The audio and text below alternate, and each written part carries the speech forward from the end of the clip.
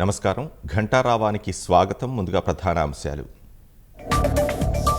ఉద్యోగుల బదిలీ మార్గదర్శకాల్లో స్వల్ప మార్పులు. మార్చి 31లోగా పదవీ విరమణ చేసేవారికి మినహాయింపు.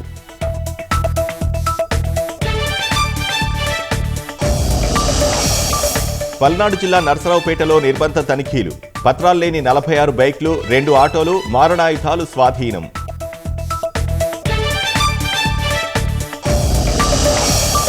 కోస్తాంధ్ర, రాయలసీమ జిల్లాలకు మోస్తరు వర్ష సూచన. గాలులు వీచే అవకాశంతో జాలర్లకు హెచ్చరిక.